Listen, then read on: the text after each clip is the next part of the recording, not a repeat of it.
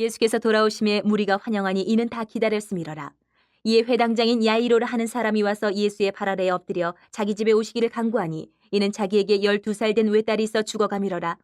예수께서 가실 때에 무리가 밀려들더라.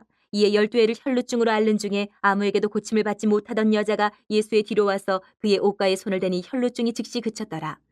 예수께서 이르시되 내게 손을 댄 자가 누구냐 하시니 다 아니라 할 때에 베드로가 이르되 주여 무리가 밀려들어 미나이다. 예수께서 이르시되 내게 손을 댄 자가 있도다. 이는 내게서 능력이 나간 줄 알미로다 하신대 여자가 스스로 숨기지 못할 줄 알고 떨며 나와 엎드려 그 손댄 이유와 곧 나은 것을 모든 사람 앞에서 말하니 예수께서 이르시되 딸아 내 믿음이 너를 구원하였으니 평안히 가라 하시더라.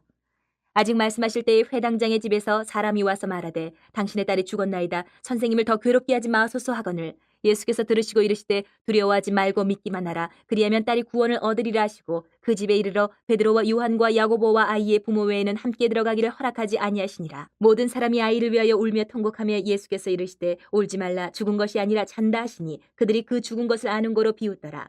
예수께서 아이의 손을 잡고 불러 이르시되 아이야 일어나라 하시니 그 영이 돌아와 아이가 곧 일어나거늘 예수께서 먹을 것을 주라 명하시니 그 부모가 놀라는지라. 예수께서 경고하사 이 일을 아무에게도 말하지 말라 하시니라. 우리 성도들 가운데 그리스도인이라고 하는 분들 중에 믿는다 하죠. 믿는다고 하면서도 실제로는 믿음과 상관없는 삶을 살아가는 사람들이 있습니다.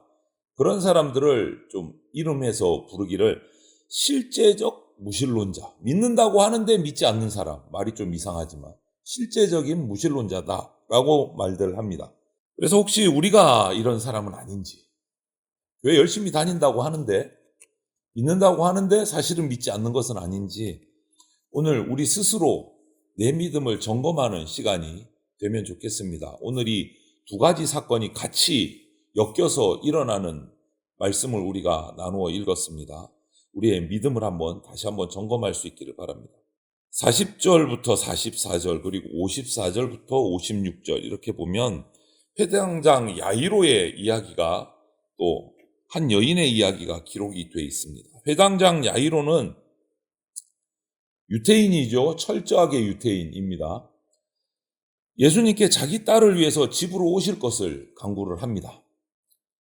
그런데 예수님이 그 집으로 가는 길에 병들어 있던 딸이 예수님이 도착하시기도 전에 죽었어요. 그러자 사람들이 예수님께 딸이 이제 죽었으니까 더 이상 가실 의미가 없습니다. 안 가셔도 됩니다. 이렇게 말하는 장면입니다. 여기서 우리가 보는 것은 우리 인간 세상에서 죽음이라는 것, 그만큼 회복 불가능한 거다라는 거죠. 죽음이라는 것은. 이제 다 끝났다. 더 이상 어떻게 해볼 방도가 없다. 그 상태가 죽음인 거죠. 그리고 또 한 명의 여인이 등장을 합니다. 이 여인은 12에 12년 동안 혈루증으로, 불치병이 혈루증으로 고생하던 여인이에요. 고치지를 못했어요. 어떤 의사도 감당하지 못한 병입니다. 그러나 전능하신 예수님은 절망, 불가능, 여기에 빠져있는 이 여인을 거기로부터 구원을 해내십니다. 여러분, 예수님을 얼마나 알고 계십니까? 죽음에 직면했음에도 불구하고 포기하지 않을 정도로, 그래서 예수님 앞에 엎드릴 정도로 그분의 옷가에 손을 대려는 그 간절함으로 예수님을 믿고 계십니까? 참된 믿음을 갖기 위한 첫 번째 요소가 뭐냐? 지식이에요. 어떤 지식? 예수님을 아는 지식이 필요합니다. 그것이 참된 믿음의 첫 번째. 예수님을 제대로 아느냐? 얼마나 아느냐? 이것이 참된 믿음의 중요한 첫 번째 첫걸음입니다. 예수님은 십자가에 죽으셨지만 부활하셨습니다. 죽음을 정복하신 분이십니다. 너무나 중요한 예수님에 대한 지식입니다. 그런 분이기 때문에 회당장 야이로의 죽은 딸을 살리실 수 있었습니다. 그러니 12의 혈루증, 이런 병을 고치는 것은 예수님께는 너무나 간단한 사역일 수도 있습니다. 우리는 이 말씀을 읽으면서 예수님이 전지전능한 주님이시다라는 지식을 알고 있어야 돼요. 확실히 알아야 됩니다. 그래야 그분 앞에 엎드릴 수 있는 거예요. 이 회당장 야이로처럼 12의 혈루증을 앓은 앓고 있었던 이 여인처럼 간절함으로 엎드릴 수 있는 거예요. 예수님을 바로 알아야 예수님 앞에 엎드릴 수 있어요. 그것이 믿음의 첫걸음입니다. 예수님을 바로 아는 것. 여러분 45절부터 48절을 보면 예수님은 이렇게 간절하게 엎드린 12회 동안 혈루증을 앓던 여인의 믿음을 칭찬을 하십니다. 어떻게 칭찬하십니까? 내 믿음이 너를 구원했다. 평안히 가라. 이렇게 말씀하시면서 혈루증이 싹 나은 것을 믿음으로 구원했다라고 표현을 해주세요. 그 사이에 그런데 또 안 좋은 일이 벌어졌습니다. 가시는 길에 회당장 야이로의 집으로 가시는 길에 이 여인을 만나서 시간이 지체가 된 거예요. 아무튼 그 여인은 믿음으로 구원을 받았습니다. 혈루증이 나았습니다. 그러던 차에 회당장 야이로의 딸이 죽었다라고 그 사람들이 와서 전합니다. 이제 예수님 회당장 야이로 집에 가실 필요 없습니다. 안 가셔도 되겠습니다. 죽었습니다. 끝났습니다. 이 말이죠. 모든 것이 끝났다. 이제 되돌릴 방법이 없다. 죽었으니까. 끝. 이거였어요. 그러나 예수님은 거기서 또 말씀하십니다. 어떻게 보면 비슷한 말, 똑같은 말을 하신 거예요. 12의 혈루증 앓았던 여인에게 했던 말을 회당장 야이로에게도 합니다. 뭐라고요? 두려워하지 말고 믿기만 하라. 믿음을 또 얘기하셨어요. 내가 믿음으로 구원받았다 했던 것처럼 회당장 야이로에게도 두려워하지 말고 믿기만 하라. 이렇게 말씀하세요. 예수님의 말씀을 믿으면 딸이 구원을 얻을 것입니다. 예수님을 믿으면 구원 받습니다. 구원이 뭡니까? 치유이고 회복이고 온전한 생명이에요. 예수님이 어떤 분인지 알게 된 사람은 그 주인이신 예수님을 늘 붙잡고 의지해야 합니다. 그렇지 않으면 눈앞에 닥친 상황이나 환경, 어려운 일들에 짓눌려서 그 상황에 끌려서 살아갈 수밖에 없게 돼요. 예수님을 붙잡지 않으면.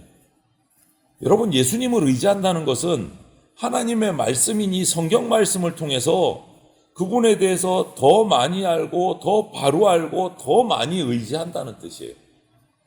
믿음이란, 우리가 그렇게 말하는 믿음이란 죽음과 같은, 다 끝난 것 같은 이 문제, 해결이 불가능할 것 같은 문제의 직면에서도 주님을 의지하고 그분 앞에 엎드리는 겁니다.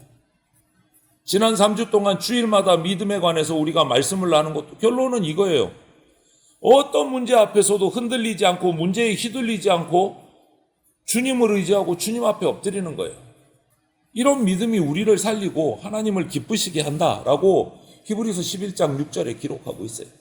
이런 믿음이 하나님을 기쁘시게 합니다. 여러분, 어려운 문제에 직면했을 때 믿음으로 주님 앞에 엎드려서 간절히 기도하십시오. 그것이 오늘 회당장 야이로의 모습이었고 혈루증 앓던 여인의 모습이었어요. 그리고 그렇게 기도하셨으면 이제 그 문제 때문에 더 이상 걱정 근심에 끌려다니지 마십시오. 주님께 온전히 맡기십시오. 드디어 그 말씀에 힘을 얻은 회당장 야이로가 예수님을 모시고 집으로 갑니다. 안 와도 된다고 하는데, 사람들은 끝났다고 하는데, 49절부터 53절을 보면 예수님을 더 이상 모실 필요 없다, 죽었다, 끝났다, 이 상황인데, 여러분, 여기서도 우리가 하나 생각하고 넘어가야 될 것은 우리 그리스도인들에게 삶 속에서 불신앙이 싹틀 때가 있어요. 이 불신앙은요, 우리 믿음을 조롱하고 우리 믿음이 넘어지게 만드는 게 불신앙이에요.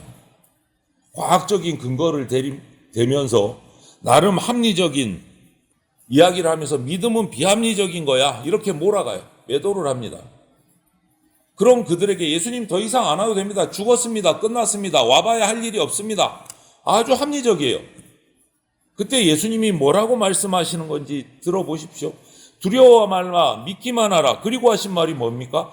야이로의 딸은 죽은 것이 아니라 잔다. 신앙과 불신앙의 시선은 완전히 다릅니다. 불신앙은 야이로의 딸을 죽었다고 얘기해요. 그런데 신앙의 시선은 죽은 것이 아니라 잔다라고 말해요. 기준이 다르기 때문에 보는 시선도 다른 거예요, 여러분. 사람들은 그 예수님의 말씀에 말도 안 된다면서 비웃었어요. 죽은 것을 알기 때문에. 그들이 모른 것은 뭡니까? 죽은 것은 알았지만 그 죽음을 살리는 생명의 능력을 가지신 예수님을 알지 못했기 때문에 그렇게 얘기하는 거예요. 죽음을 이기시는 예수님을 몰랐기 때문에 죽었어요, 끝났어요, 오지 마세요. 이 말이 쉽게 나오는 거예요. 불신앙의 말. 우리가 예수님이 어떤 분인지 알고 그분 앞에 엎드릴지라도 우리 안에 이런 불신앙이 다시 우리를 흔들 수 있습니다. 사탄과 악한 영적 세력들은요, 우리의 이런 신앙, 믿음을 흔들기 위해서 여러 가지로 유혹을 합니다. 여러 가지 방법으로. 혹은 우리에게 바로 눈앞에 닥쳐진 문제에 그냥 흔들리게 만들기도 해요. 짓눌리게. 그래서 믿음을 잃어버리게, 넘어지게 만들 때도 있습니다. 이런 불신앙을 극복하고 불신앙이 바라보는 시선을 뛰어넘기 위해서는 늘 말씀을 읽고 묵상하고 연구해야 돼요. 왜 그렇습니까? 로마서 10장 17절에 말씀하시잖아요. 믿음은 말씀을 들음에서 난다. 말씀을 들음에서 난다. 문제를 해결하기 위해서 다른 방법 찾기 위해서 막 조급해서 이리 뛰고 저리 뛰고 그거보다는 잠잠히 주님 앞에 엎드려서 기도하면서 하나님만 바라보아야 됩니다. 그것이 시편 62편의 고백이에요. 잠잠히 주를 바라봐야 됩니다. 그럴 때 불신앙에 삐뚤어진 잘못된 시선은 물러가고 믿음의 올바른 시선으로 그 문제를 바라보고 하나님을 바라볼 수 있게 되고 해결책을 찾을 수 있게 됩니다. 여러분, 우리가 예수님이 어떤 분인지 정확히 알고 믿을 수 있다는 것은 정말 복된 일입니다. 어떤 상황, 어떤 환경 속에서도 오직 예수님만 바라보면서 살아가시기를 바랍니다. 예수님을 배척하는 이 당시의 지도자들 틈에서 나름 회당장인데 유대인 중에서도 지도자인데 그럼에도 불구하고 자기 지위, 체면 다 버리고 예수님 앞에 엎드린 이 야이로는 정말 그 당시에서 파격적인 모습이에요. 회당장이 저 이름 없는 예수 앞에 엎드린다고? 파격이에요. 그럴 수가 없는 거예요. 그리고 격리 조치를 어기고 혈루증을 앓게 되면 동네에서 쫓겨납니다. 격리돼요. 그것을 어기고 몰래 그 많은 인파 속으로 들어가서 믿음으로 예수님의 옷자락을 뒤에서 만진 이 여인의 정말 파격적인 모험, 이 두 모든 이들의 간절한 믿음에 예수님이 응답하신 거예요. 여러분, 믿음은 고상한 신학체계가 아닙니다. 발상의 전환이고 장애물을 극복하는 거고 담대하고 파격적으로 실행을 하는 거예요. 벼랑 끝에서 예수님만 붙잡고 또 그분께 내 삶을 붙잡히는 게 믿음이에요.